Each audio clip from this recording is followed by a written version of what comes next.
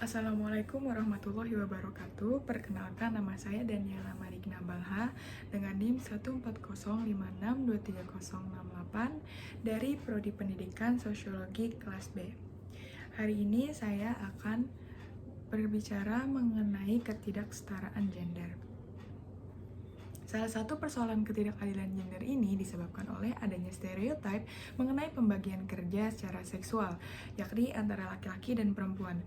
Pembagian kerja atau division of labor merupakan salah satu perbedaan utama yang mendasar dalam kekuasaan antar perempuan dan laki-laki.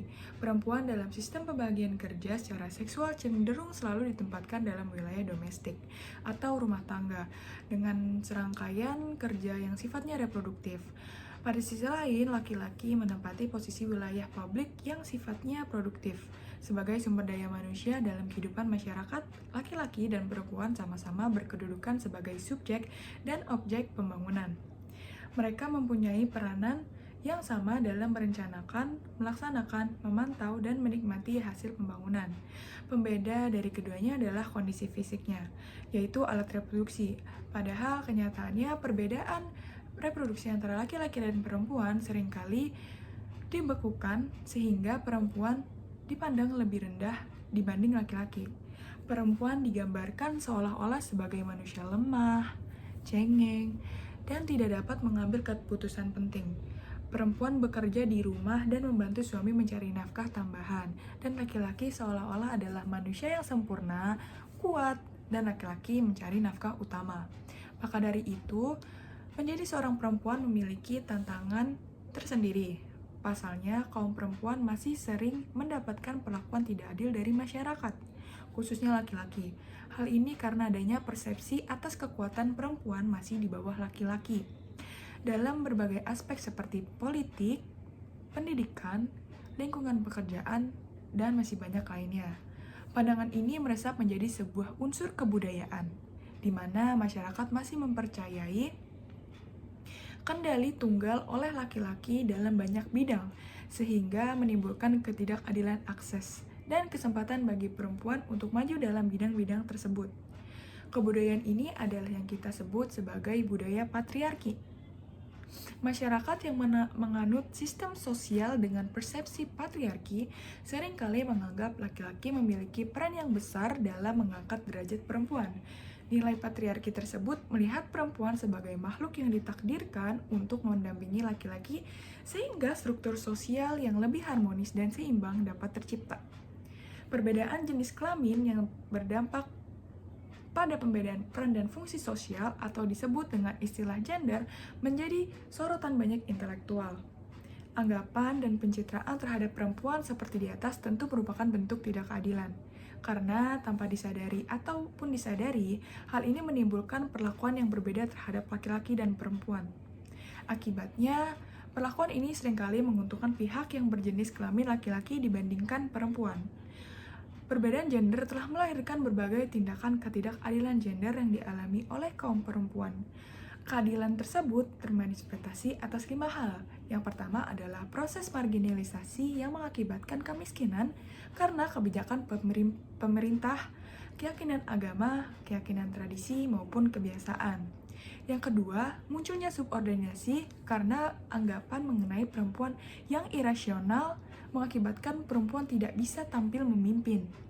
Yang ketiga, stereotip, yakni pelabelan atau penandaan negatif terhadap suatu kelompok tertentu yang didasarkan pada anggapan yang salah. Yang keempat, kekerasan atau violence, yang disebut juga serangan terhadap fisik maupun psikologis terhadap seseorang. Yang kelima, beban kerja atau burden yang ditanggung oleh perempuan lebih banyak dan lebih lama. Perbedaan gender melahirkan ketidakadilan bagi kaum laki-laki, terutama perempuan. Hal ini dapat dilihat dari manifestasi ketidakadilan yang ada. Manifestasi ketimpangan gender dibagi menjadi marginalisasi atau pemiskinan perempuan, suborganisasi, stereotip, kekerasan beban ganda, dan sosialisasi ideologi dan peran gender. Teori gender mulai berkembang sejak awal 80-an. Dalam pemikiran feminis, baik dalam bidang sejarah, antropologis, filsafat, psikologi, dan ilmu alam dengan membuat peralihan atau perubahan dari investigasi yang berfokus pada perempuan pada tahun 70-an. Seperti investigasi tentang sejarah perempuan, kineritism, dan psikologi perempuan, kepada studi relasi gender yang melibatkan perempuan dan laki-laki. Perubahan paradigma itu membawa pengaruh yang sangat radikal yang tertransformasi pada beberapa disiplin kajian tentang perempuan. Dari sini, kita dapat lihat bahwa gender termasuk hal yang masih baru. Anne Oakley, salah seorang pemimpin feminis pertama dari Inggris yang menggunakan konsep gender, mengatakan bahwa gender adalah masalah budaya, merujuk pada klasifikasi sosial dari laki-laki dan perempuan menjadi maskulin dan feminin. Perbedaan karena waktu dan tempat, sifat tetap dari jenis kelamin harus diakui. Demikian juga sifat tidak tetap dari gender. Dari sini dapat disimpulkan bahwa gender tidak memiliki asal-usul biologis. Hubungan antara jenis kelamin gender tidak benar-benar alamiah. Kesetaraan sosial antara laki-laki dan perempuan adalah bagaimana membangun paradigma agar laki-laki dan perempuan memiliki kesederajatan, sehingga tidak ada rasa superioritas. Pada beberapa konteks, perempuan harus dilindungi, dan konteks yang dimaksud adalah konteks sosial budaya. Karena yang menyebabkan perempuan berada di bawah laki-laki adalah karena struktur sosial dan pusaran budaya yang terkadang membawa nilai dan pola tingkah laku yang tidak bagus bagi proses perubahan sosial. Marginalisasi perempuan yang muncul kemudian menunjukkan bahwa perempuan menjadi the second sex, seperti juga yang sering disebut sebagai warga kelas 2, yang keberadaannya tidak begitu diperhitungkan. Pembahasan tentang perempuan sebagai suatu kelompok memunculkan sejumlah kesulitan. Konsep posisi perempuan dalam masyarakat memberi kesan bahwa ada beberapa posisi universal yang diduduki oleh setiap perempuan di masyarakat. Laki-laki dan perempuan sebenarnya sama-sama berhak mendapatkan perlakuan adil, sehingga orang yang mengalami ketidakadilan akibat jenis kelamin berarti ia korban ketidakadilan gender. Ketidakadilan gender terjadi ketika orang bertindak tidak adil karena kebencian atau prasangka buruk terhadap perempuan, sehingga perempuan menjadi korban ketidakadilan karena hanya mereka perempuan. Dominasi patriarkal yang tidak sembarang, seimbang, tidak proporsional, atau mulai lepas dari fungsi utama hierarki struktur sosial cenderung menimbulkan ketidakadilan gender yang bermuara pada kasus kekerasan gender. Kekerasan gender adalah ekspresi maskulinitas hegemonik dan terjadi terutama dalam budaya tradisional yang tidak mau berubah, di mana laki-laki terdorong oleh emosi seperti kemarahan dan kecemburuan buta. Patriarki berasal dari kata patriarkat, yang berarti struktur yang mendapatkan peran laki-laki sebagai penguasa tunggal, sentral, dan segala-galanya. Sistem patriarki yang mendominasi kebudayaan masyarakat menyebabkan adanya kesenjangan dan ketidakadilan gender yang mempengaruhi hingga ke berbagai aspek kegiatan manusia. Laki-laki memiliki peran sebagai kontrol utama di dalam masyarakat, sedangkan perempuan hanya memiliki sedikit pengaruh atau bisa dikatakan tidak memiliki hak pada wilayah-wilayah umum dalam masyarakat, baik secara ekonomi, sosial, politik, dan psikologi, bahkan termasuk di dalamnya institusi pernikahan. Ketidakadilan antara peran laki-laki dan perempuan ini menjadi salah satu hambatan struktural yang menyebabkan individu dalam masyarakat tidak memiliki akses yang sama. Patriarki adalah sistem di mana perempuan dijadikan tidak terlihat dan kurang berpengaruh. Laki-laki dengan kekuatan, tekanan langsung atau melalui ritual, tradisi, hukum, bahasa, adat istiadat, etiket, pendidikan, dan pembagian kerja menentukan peran yang seharusnya bagi perempuan dan di mana perempuan berada di bawah posisi laki-laki. Laki-laki mendominasi, menindas, dan mengeksploitasi perempuan, dan mereka dirugikan di berbagai bidang kehidupan sosial. Dalam Theorizing Patriarchy, Patriarki didefinisikan sebagai struktur sosial dan prakteknya di mana laki-laki mendominasi, mengoperasikan, dan mengeksploitasi perempuan. Patriarki juga diidentifikasikan dengan adanya 6 struktur patriarki, yaitu produksi rumah tangga, pekerjaan yang dibayar, negara, kekerasan laki-laki, seksualitas, dan budaya yang bersama-sama berperan untuk dapat menangkap ke dalam kegunaan dan keterlibatan subordinasi perempuan. Masyarakat patriarkal menetapkan kriteria bagi posisi perempuan yang tidak setara secara struktural dalam keluarga dan masyarakat dengan menetapkan hak-hak yang berbeda di antara laki-laki dan perempuan. Patriarki diciptakan dan dipertahankan melalui norma, nilai, tradisi, dan pemisahan sosial dari peran-peran gender yang ditanamkan ke dalam keluarga melalui proses sosialisasi jangka panjang. Ketidakadilan gender terjadi karena adanya hubungan dan peran gender yang tidak seimbang antara laki-laki dan perempuan dalam memperoleh peluang, kesempatan, partisipasi, manfaat, dan kontrol dalam melaksanakan dan menikmati hasil pembangunan baik di dalam maupun di luar rumah tangga. Secara kodrati, perempuan memiliki vagina, rahim, dan kemampuan untuk bisa hamil dan melahirkan. Namun, karena alasan menjalankan fungsi kodrati tersebut, maka perempuan seringkali ditempatkan di ruang domestik. Perempuan dibatasi peran dan posisinya di ruang publik karena ruang publik dianggap bukan wilayah perempuan. Lebih jauh lagi, pandangan dunia menempatkan perempuan sebagai makhluk kedua setelah laki-laki yang tidak pantas memimpin. Budaya patriarki adalah budaya yang menempatkan laki-laki pada posisi sebagai satu-satunya yang memiliki wewenang dalam masyarakat. Itu disebut patriarki. Budaya ini juga terjadi pada tingkat yang lebih luas, seperti dalam bidang politik, pendidikan, ekonomi, sosial, dan hukum. Budaya patriarki menjadi akar terjadinya dominasi penguasa laki-laki terhadap perempuan. Akhirnya, perempuan hanya dianggap sebagai kelompok pengabdi dan segala sesuatu yang dilakukan oleh perempuan kurang dihargai atau tidak diperhitungkan. Dalam tingkat individu, patriarki adalah penyebab munculnya berbagai ketidakadilan serta kekerasan yang dialami oleh perempuan. Budaya patriarki akan terus ada jika kita semua tidak berusaha mengubahnya. Sejak dahulu, budaya patriarki sudah ada dan sudah dilakukan sejak kecil. Contohnya, anak laki-laki diberikan mainan mobil-mobilan dan anak perempuan bermain boneka. Kita juga sering mendengar nasihat, laki-laki tidak boleh menangis karena akan dianggap cengeng dan lemah, sedangkan perempuan harus bersikap lemah lembut karena akan menjadi ibu yang merawat anak. Jadi penyebab budaya patriarki terjadi ketika kita dan orang sekitar kita menganut pemahaman bahwa laki-laki yang boleh berkuasa. Patriarki yang biasa dikenal sebagai the magic system karena kemampuan dalam berkuasa yang tidak lagi dalam ranah keluarga tetapi dalam semua bidang yang mempertontonkan dunia kognitif yang luar biasa dan cenderung memiliki ideologi.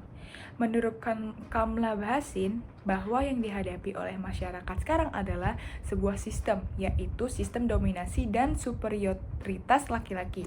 Sistem kontrol terhadap perempuan, di mana perempuan dikuasai. Melekat dalam sistem ini adalah ideologi yang menyatakan bahwa laki-laki lebih tinggi daripada perempuan. Bahwa perempuan harus dikontrol oleh laki-laki, dan bahwa perempuan adalah bagian dari milik laki-laki. Berikut adalah beberapa kasus budaya patriarki yang kerap terjadi di Indonesia. Yang pertama adalah kekerasan dalam rumah tangga atau yang biasa disebut dengan KDRT. Seperti yang dilansir pada kompasiana.com, Komnas Perempuan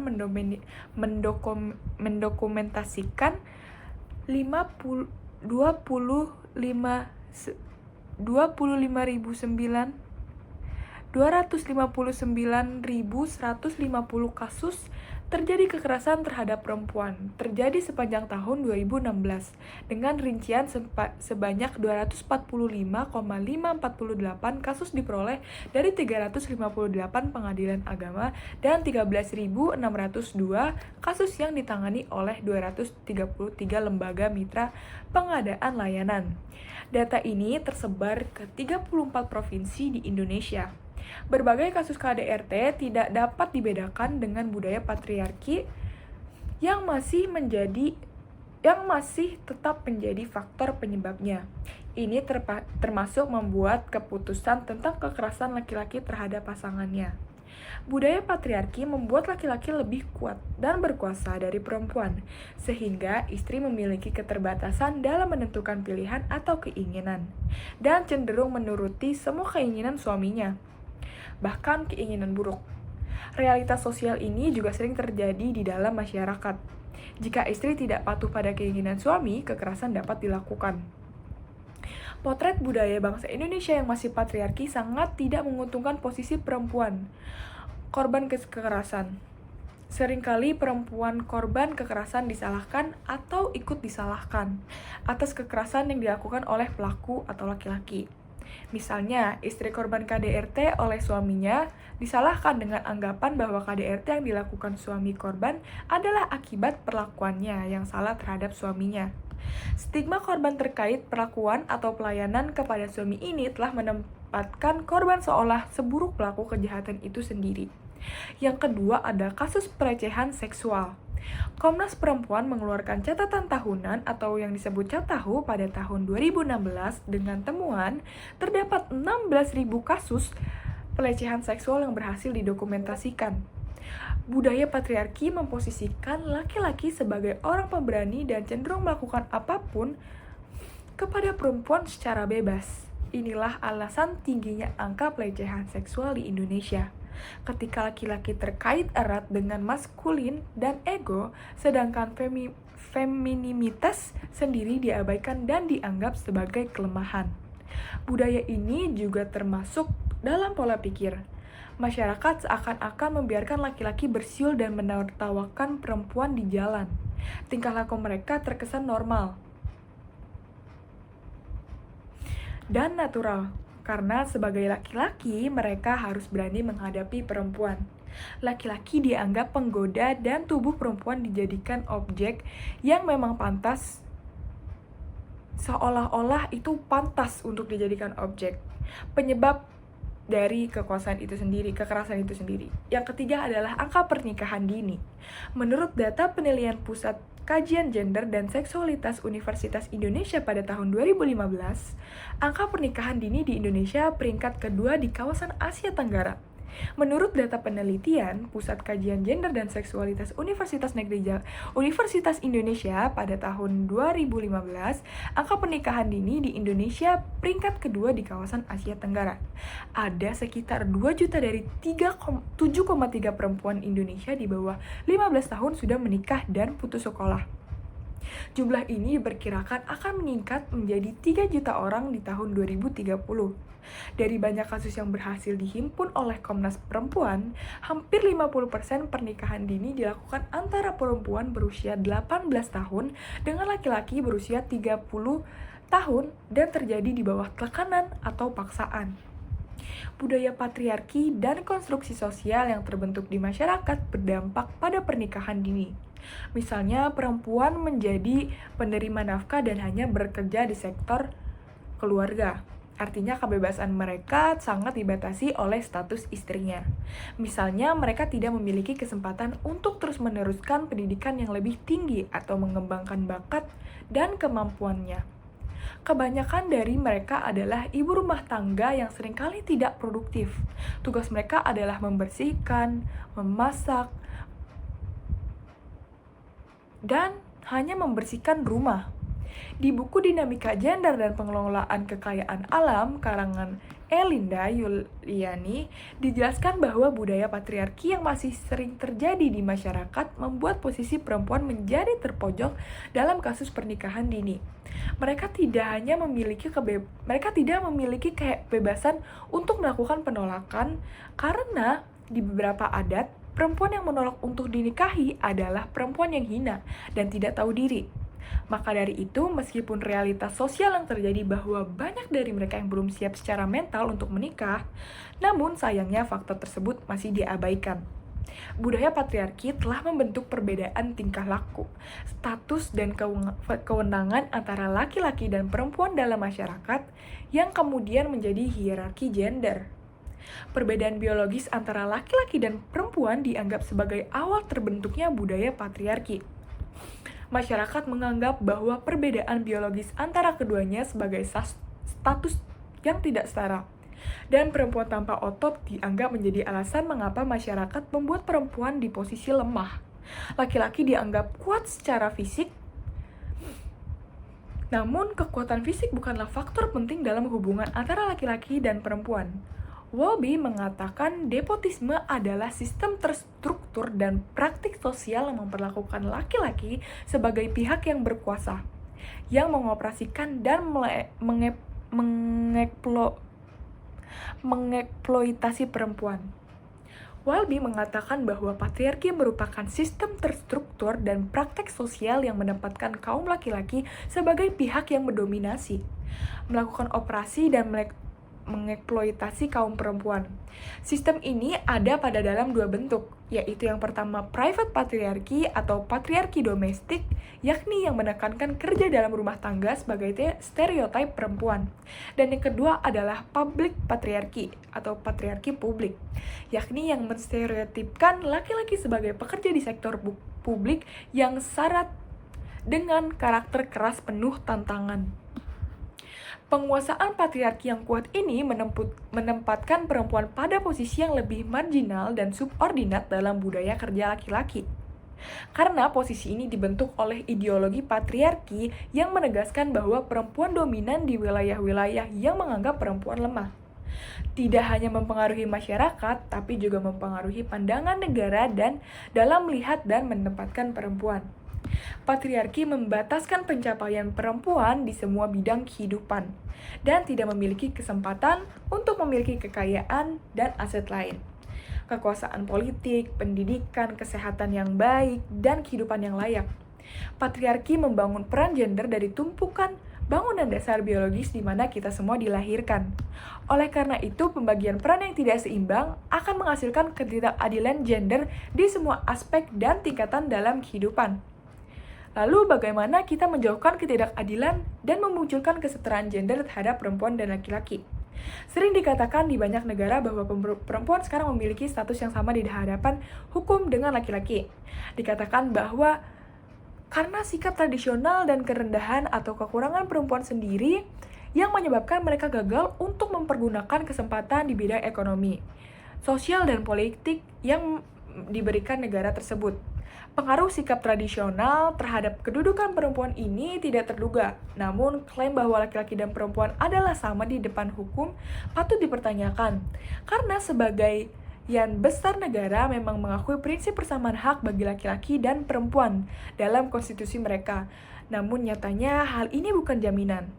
Meski harus diakui bahwa sangat penting untuk pengakuan kesetaraan status laki-laki dan perempuan dalam konstitusi, namun undang-undang yang menentukan status perempuan adalah perkawinan, perceraian, hak orang tua terhadap anak, dan data warisan harta. Oleh karena itu, untuk memahami dan mengetahui status perempuan di suatu negara tertentu, kita harus mempelajari hukum negara itu dan hukum yang terlibat, dan mempelajari aturan dan status perempuan dalam masyarakat keluarga. Kesimpulannya adalah ketidakadilan gender dan budaya patriarki adalah suatu keadaan di dalam kehidupan sosial masyarakat Indonesia yang dimana gender atau laki-laki dan perempuan mengalami suatu ketidakadilan, terutama bagi perempuan. Perempuan diibaratkan sedemikian rupa sehingga hak dan keadilannya tidak terlihat dalam kehidupan masyarakat. Ada kesenjangan dalam persepsi masyarakat tentang perempuan dan laki-laki. Di video kali ini telah diidentifikasi budaya patriarki yang berarti sistem sosial yang tidak berpusat. Diidentifikasi laki-laki dan dominasi laki-laki sebagai sumber ketidakadilan yang berkelanjutan antara perempuan dan laki-laki. Langkah pertama yang terpenting yang dapat kita ambil adalah mundur cukup jauh untuk melihat gambaran besarnya, yaitu struktur sosial patriarki. Saat ini standar konstitusional adalah bagian dari masalah. Dengan gagasan sempit tentang ketidakadilan yang terjadi dalam aturan atau kebijakan yang terisolasi, Sayangnya, gagasan ini telah mendominasi gagasan populer dan budaya tentang ketidakadilan. Oleh karena itu, tugas pertama kita harus mengubah pemahaman populer tentang kesetaraan dan ketidakadilan gender.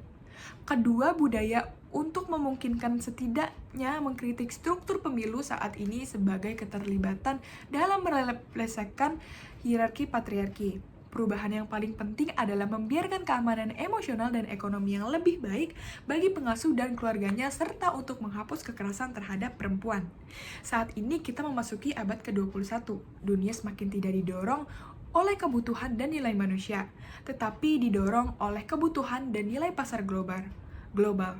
Perubahan semacam ini menjadi lebih sulit dan semakin banyak untuk kesejahteraan manusia menjadi lebih penting. Sekian, terima kasih. Wassalamualaikum warahmatullahi wabarakatuh.